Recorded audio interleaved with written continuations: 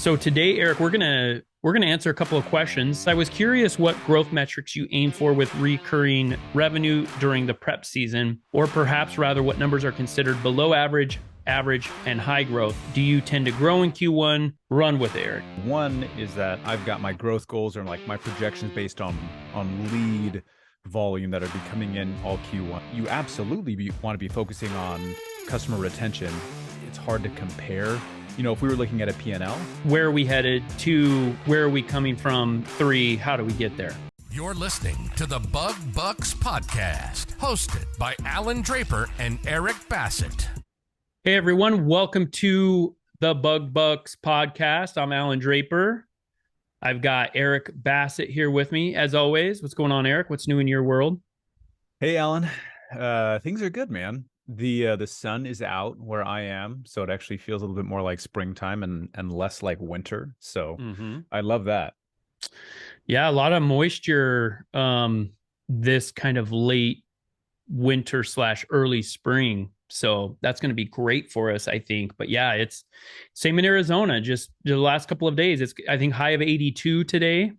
And they have the Cactus League down here, the spring training, and I saw one coach. They had him mic'd up, and in warm-ups, he was quasi complaining about the colder winter this year, or spring, or whatever we are at this point. So it's funny being in an industry that weather affects you so much.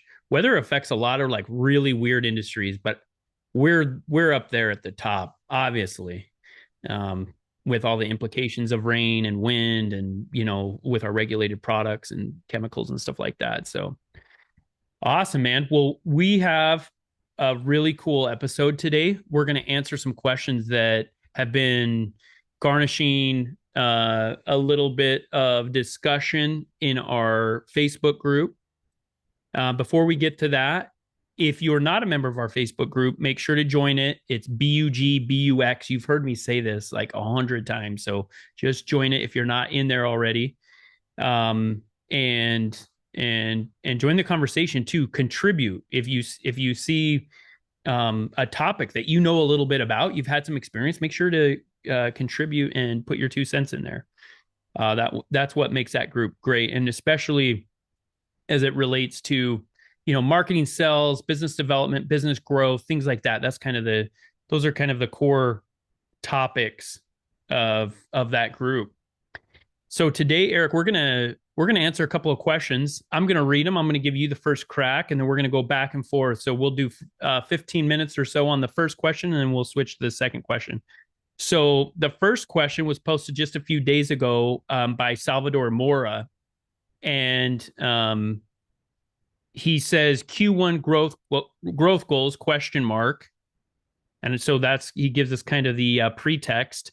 He says, I was curious what growth metrics you aim for with recurring revenue during the prep season, or perhaps rather what numbers are considered below average, average, and high growth. Do you tend to grow in Q1?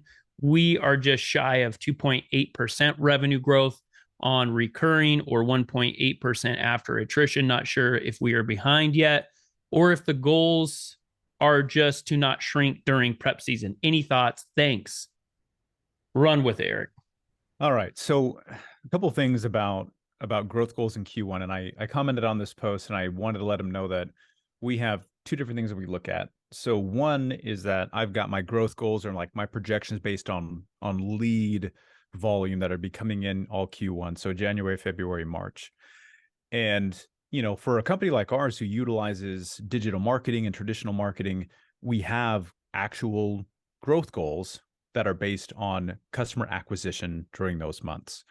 I think for a lot of companies that do just door to door, or if you're a little bit smaller, maybe you don't focus on growth a whole lot during Q1, especially depending on the market and the weather that you have. The demand just might not be there. But to answer kind of his question, you absolutely want to be focusing on customer retention, and that kind of goes with all times of year. Just a quick side note, people will talk about how like in the off season or in the prep season when it's colder, like that's when you focus on retention. And then in the summertime, you focus on growth. But if you consider that during the hot part of the year, that's when the competition is the highest. That's when door knockers are knocking on your customers' doors. That's when the demand for the service is actually high, and that's when people are seeing bugs. You really should be practicing very good customer retention skills during that time, just as much as you're practicing in Q1 and Q2. To go off of his numbers, like the difference between hitting a 2.8% revenue on growth and recurring and 1.8 after attrition, those numbers are highly dependent on the size of your company already. Mm-hmm. And some of the stuff you have. So it's hard to compare. If we were looking at a P&L and we looked at maybe his progress last Q1 versus Q1 this year, that's a lot more to go off of. I think that's a really good point. And my first comment on this thread was something about, not necessarily worrying what everybody else is doing. I know people want to get a barometer and kind of see, where they stand. For me, it's a lot more important with, 3 questions. 1, where are we headed? 2, where are we coming from? 3, how do we get there? And by we, I mean my company. So that's what we focus on. But then I kind of set that aside. We don't grow during the prep season. We don't. And we're like unleashing marketing budgets. So our average bid and our cost per customer acquisition actually goes up this time of year because we're trying to get quite a bit of volume, even though the search volume is not there. So we're willing to pay more. We don't do anything crazy, but we're trying to keep pace with cancellations that happen over the winter and things like that. And when the larger you get, the more you have to do to replenish your cancellations. So that's another thing to keep in mind. And you hit the nail on the head when you said something about, well, where was his company last year? That would be more insightful. But, I think they're doing great. So he says they're just shy of 2.8% revenue growth. My guess is, Eric, and he doesn't say this, but my guess is he's saying over Q1 last year. I don't know what that means. I think that's what that means. Or maybe he means 2.8% growth Q1 compared to Q4 last year, like where they ended last year and where they are now. In either case, I think I think that's great. The attrition, so it is kind of confusing. Like he says 1.8% growth after attrition. So it sounds like I'm doing the math wrong. I can't back into what his attrition rate is. I think he said it in the comments, but I think that's, he talks about door to door. And I think that's kind of the bigger question is how are you doing with the customers that you've already got? Just because, and I don't know what market he's in. That's another thing, is that if that's a cold market, I think he's doing great. But kind of going back to my first point, Eric, the bigger thing, the bigger thought here, the bigger consideration is focus on your company. And it does feel good to look at other companies to see what's possible, but you don't want to do that and allow it to demotivate you or make you feel bad about where you are. That's why I get worried about people comparing themselves to another company. If a lot of times people are like, hey, what's the average for gross profit or net revenue or whatever? And it's like, well, when you take those averages, you're isolating every other variable. Like, what's the growth rate? Like, yeah, okay, I could have a net profit margin of 60%. I'm very convinced of that. But my guess is I wouldn't be growing at all. So there's a lot to kind of unpack there. But in my opinion, ultimately to answer his question, in my opinion, based off of my experience, any type of growth this time of year is awesome. I would take it. We do probably, in the first quarter, we probably do 10 to 15% of our annual revenue. The big months being, April, May, June, July, August, September. That makes up probably, I don't know, 70% of our revenue. So I like where his head's at, where he's asking the question and he's thinking about, he's got some numbers in there. He's got some data, which is good. I feel like he's beating himself up a little bit because he's growing even considering his attrition. But, I think the bigger question is, what was the attrition rate? What are you doing for, the customers, to retain them, like you said, year round, but develop programs and processes this time of year? Those are the bigger questions. We kind of put growth and some of these other metrics. We still look at them. Obviously, we have a marketing director. We have inside sales teams. So we still look at them, but their goals are relatively low compared to, other times of the year. Yeah, 100%. And just like you're saying, it's when you're trying to compare your growth numbers to another company's growth numbers, you have to remember that growth and revenue is a really, really big lag measure. I mean, it's like all the way at the bottom as far as you can go. And above that, you have all the elements that actually contribute to that growth. You know, and a lot of guys mentioned this in the comments. So credit to a lot of these other guys. You have how well your sales process is working, right? Your closing rate, conversion rate, contract value. You've got other things which have to do with offsetting attrition, right? Customer reviews, net promoter score, all these other factors. So it's probably better to not only avoid comparing your growth numbers to someone else's, but kind of set aside the actual revenue or the growth percentage and look at the actual lag measures that are a little bit easier to digest, right? The stuff that actually contributes to the big numbers.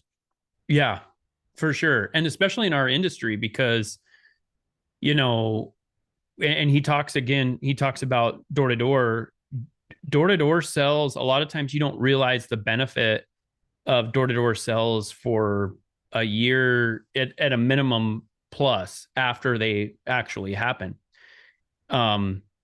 So that's a really good point because, it's hard to dissect it unless he's doing just one times, which he's not. He mentioned that he's not. So you're talking about your growth, like in our industry and in a lot of industries, you don't realize growth until later. And I think that's what you mean by these lag indicators, right? This data is that what you're talking about? How it's not like we're seeing data. He's talking about Q1, but a lot of that Q1 data, that was from summer sales that, they're just recurring services. Yeah. It's the same thing. Like if we're talking about, money in a bank account, right? And you're looking at money in a bank account over different months or different quarters. That's great. And it's cool to compare, that over time, but you really have to look at some of the habits that go into spending, right? If that's the analogy. Yeah. So if your company is growing or shrinking, there's a lot of different factors that actually contribute to all that stuff. And so it's hard, like from an evaluation standpoint, if I was going to look at somebody's books or look at the health of somebody's company, and they said that, they're like, hey, this is what our growth is. What do you think?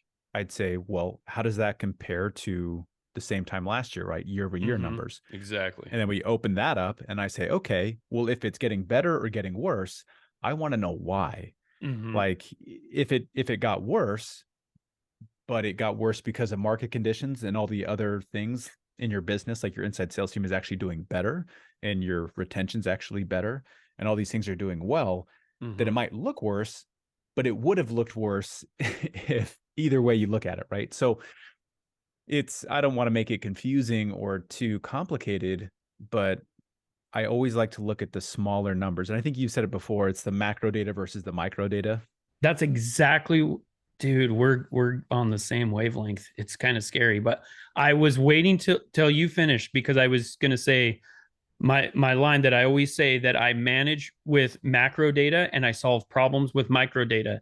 So I would go back to Salvador and I would say, let's, you're worried about Q1, it sounds like, but what are your goals for the year?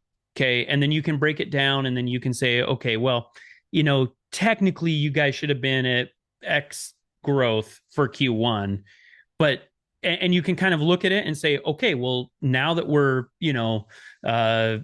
percent shy of our goal for Q1 in order to hit what we want for the year, I'm going to have to make that up. So in that way, I think it's a little helpful.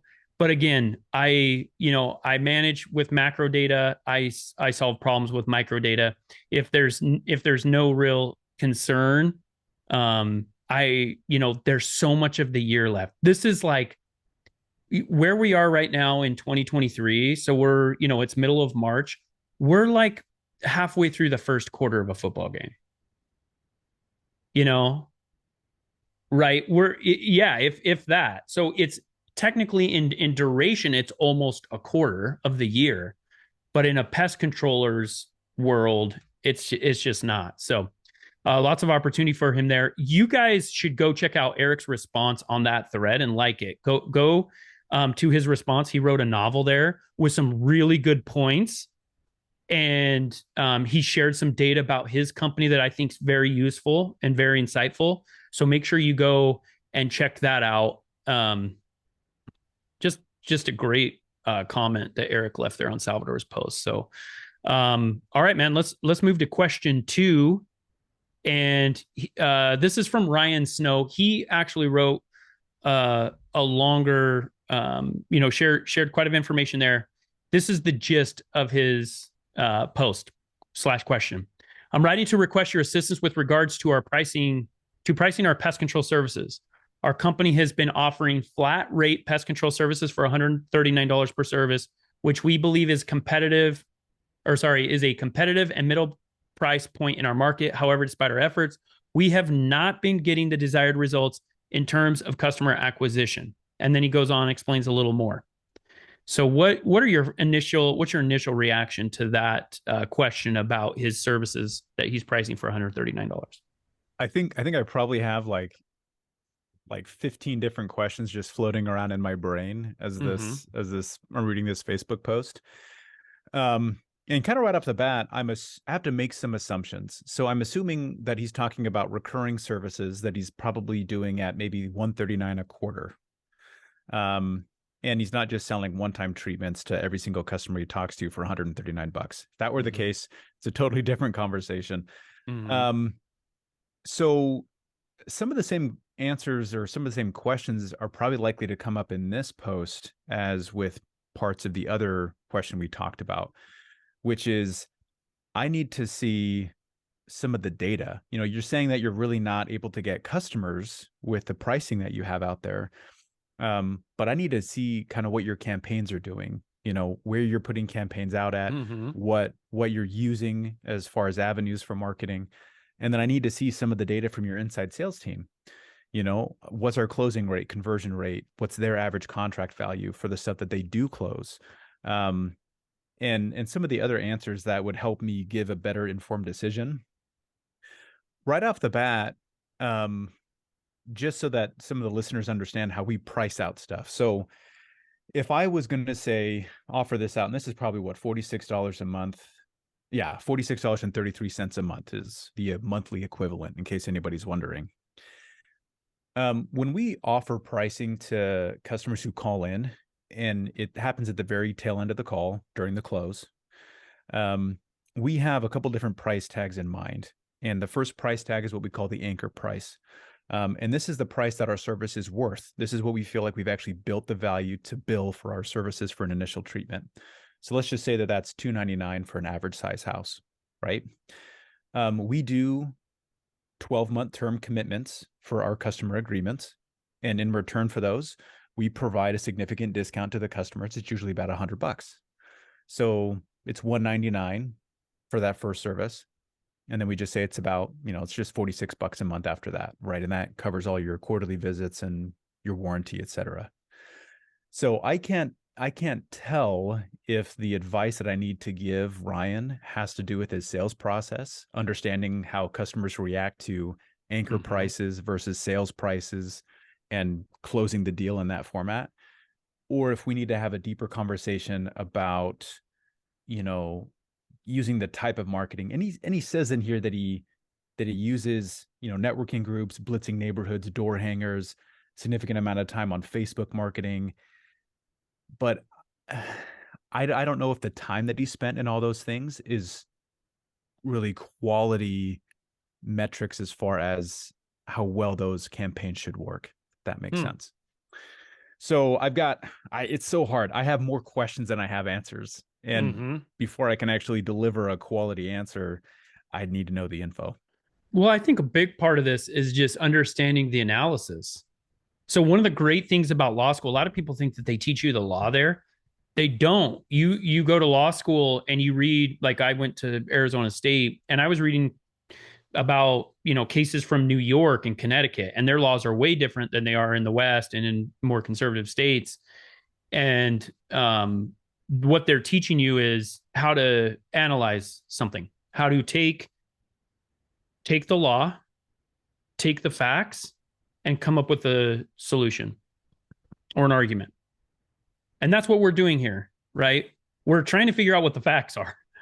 We're applying business principles or what we, as we perceive them, to come up with a solution. But the more important part of all of this is the analysis. If you can understand that analysis, it doesn't matter if you're charging $15 in Florida or $140 in Washington.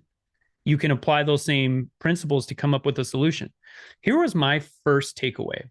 And I was just trying to Google it and find the source of the quote. But somebody, I think it's been attributed to Jeff Bezos in the past, but I could be wrong about that.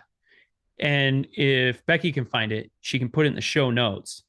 But there was some very successful businessman that said that as a business, as a company, you either want to be the highest price or you want to be the lowest price. And people get crushed in the middle. And his comment said something about that.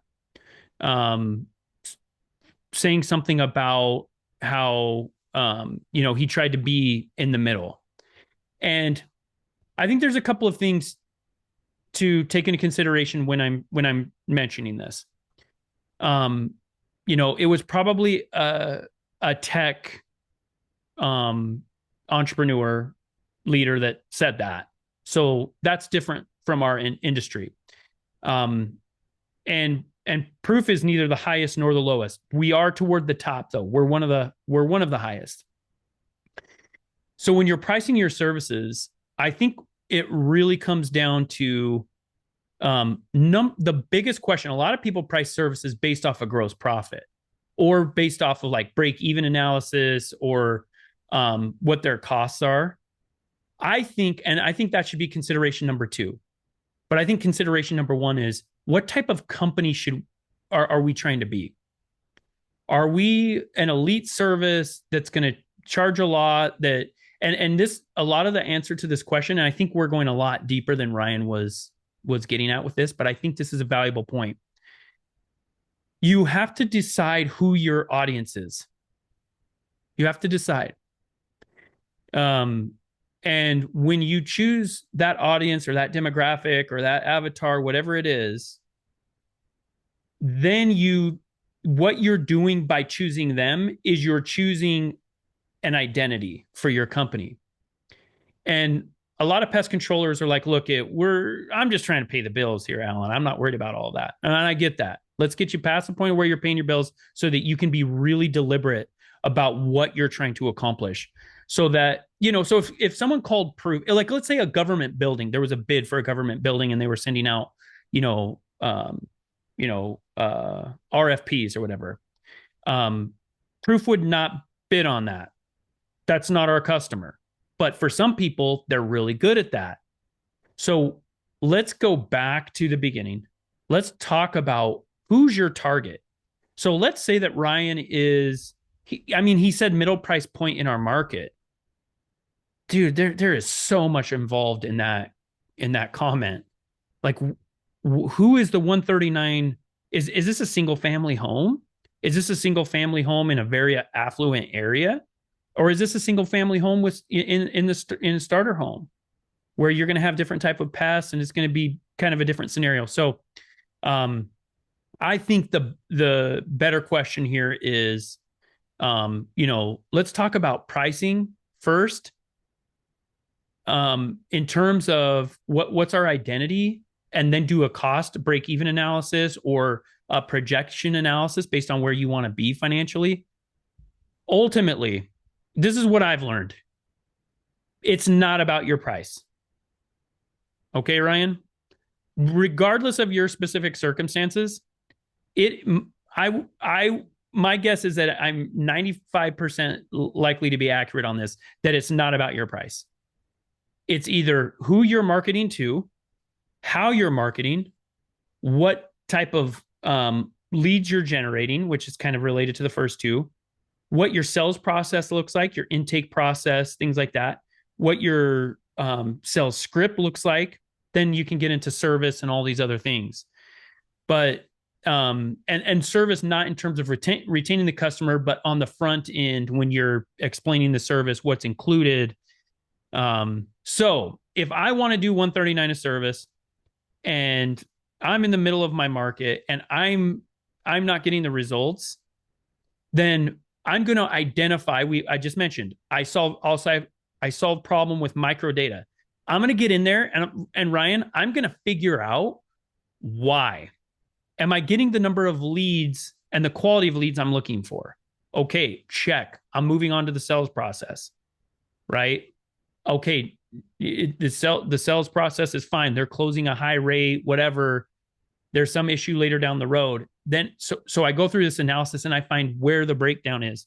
He talks about in his post, Eric, he talks about how they've explored various marketing channels, networking group, blitzing neighborhoods with door hangers, all these things, Facebook marketing, and they're just not getting the response. Based on that, to me, Eric, it sounds like it's a marketing issue. Yeah, I would say it's probably a marketing issue too. If he wasn't having a marketing issue, I think that it would be more of like an inside sales question scenario. Like, hey, we're getting the leads we want, but we're only closing at 30, 25%, whatever like that. Because he specifically brings up the price tag, it makes me wonder if he's putting his pricing in a lot of his marketing information. Oh, yeah.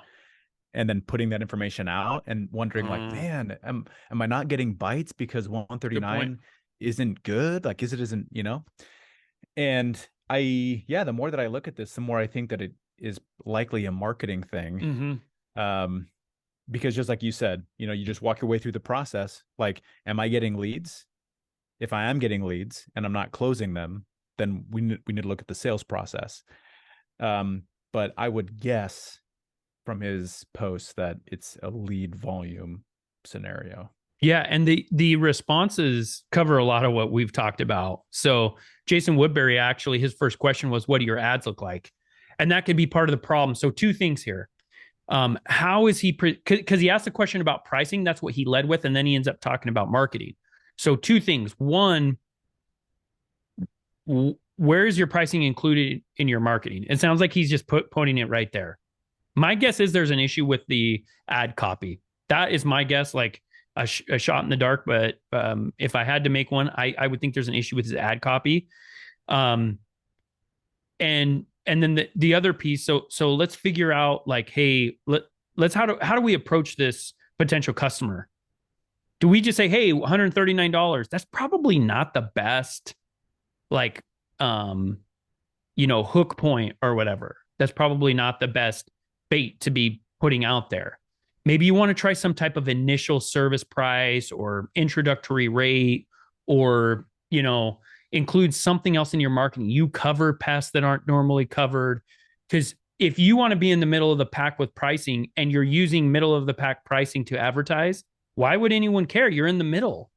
They're going to want to you have to separate yourself somehow, and you have to do that immediately, and you have to do it through your marketing. That's your first contact with these people. So review that. The second part is this. I think people need to be really convinced of their pricing. And he's asking us about his pricing. I mean, there's so much that goes into that. And I think that's a personal, situation. And I think we've gotten to the bottom of this, Eric. I think it comes down more to marketing, but the larger picture here goes to, once you've kind of gone through that analysis that I mentioned earlier of deciding who are we and who's our avatar, who we want to go after. And then doing the financial analysis, break even, or what you're looking for, gross profit, whatever that is. You get behind your price and believe in it, because that trickles down. That trickles down to employees and others in your organization. Man, your price. I walk around the office talking about, at least I used to, not so much anymore, but I would talk about how great of a value we provide, so that it becomes part of our culture, so that it's not like, you don't want your sales reps being like, yeah, it's 139. That's terrible. You want them to believe in it. Like, oh yeah, it's 139. Like, we're for the service that we deliver. That's, whatever it is. We have a line that we use a lot where it's like, hey, if you were looking for a cheap company or cheaper company, yeah, we're probably not the right fit. And so anyway, identify those things, and whatever you choose for your price. Maybe Ryan ends up going with a $59 service and just volume, right? Just tries to crush with volume, which I don't know that I'd recommend, but to each their own. I'm in Arizona. I see services for $39 all the time. But ultimately you get behind that. And then, this pricing is one of those things, Eric, and I'm all about a company evolving, pivoting, staying up with the times, especially with price increases. But this isn't something that you should be price changes you should be talking about, especially decreasing prices. That shouldn't be something you talk about every year. You should be looking for other ways to solve it. Yeah, 100%. And I like that you brought up the idea that it's not about your price. It's about knowing who your customer is, marketing to that customer properly, and then showing that customer the value and having that price match up, right? Like as part of our sales process, we acknowledge the situation, we ask questions, we get, what the customer's interested in, whether it's safety, convenience, all these different things. Mm-hmm. And then as part of our pitch, we explain all the different things that we're going to be doing for that customer, where we do it, why we do it, what we do, the specifics. We want to paint the picture so they can see the service in their mind before we even get there, Mm-hmm. And at the moment when you tell them how much it's going to be, right? And however way you say that, whatever your format is, but you tell them the price, you want that customer to think in their mind, oh, yeah, based on everything that guy said, that's worth it. That's way worth it. I thought it was going to be way more. Yeah, Yeah, exactly. Right. And if you can do that, then what's so good for the culture of your company is that then your employees all believe it, right? The better the feedback they get from customers about how much that is totally worth it, the more they believe it. Because some of these people are, 20, 23 years old. Maybe they live in an apartment. Maybe they still live with their parents. Maybe they do live on their own, but they might not be buying pest control yet, right? Themselves. So they're not really sure what it's worth for, $500-$600 a year on their own. But to get the feedback from all these customers all day long that it is 100% worth it, that is so good for the culture of your company. And in order to do that, you really have to have a solid sales process that sets the customer up to see the value. Because if you don't, the feedback you're going to get is totally the opposite. And that just degrades the culture of your company. And that makes all the people that are talking to customers question the price that you charge. Yeah, people don't want to work for a company where they feel like they're ripping people off, or people aren't getting a good value from the service. They don't. And that's a really good point about the demographic of the pest control company's personnel. Like, I think it's a great idea for them to call around and They're like, yeah, I tried 5 times to call this pest control company. They didn't even answer the phone. Or they did, and he's like, hey, I'm going to have to put you on hold, or he was rude, or she was rude, or they don't cover carpenter ants, or they don't do this. A lot of times what happens in our industry is people think that every single company is the same. And there are actually, the fact is, there aren't 2 companies that are. So find those differences. And I think it's a great idea. Have those sales reps, whoever is doing the sales, all other companies, get pricing, have a conversation with them, talk about reservices, talk about the scope of their service, talk about their technicians and their licenses and things like that.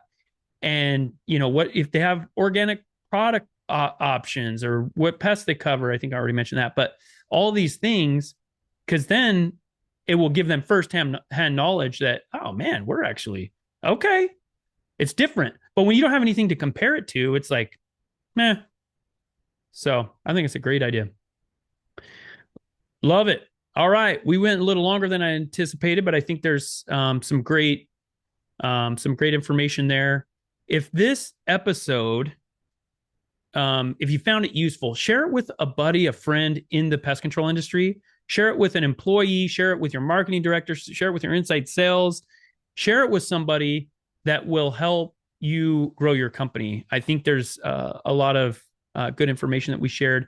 And also go to that Facebook thread for both of those questions and take a look. A lot of the members of our Facebook group, man, they're sharp. They know a lot about what's going on in this industry. They have a lot of different perspectives. They're in different geographic areas and regions. So make sure to check that out as a good follow-up if you have additional questions.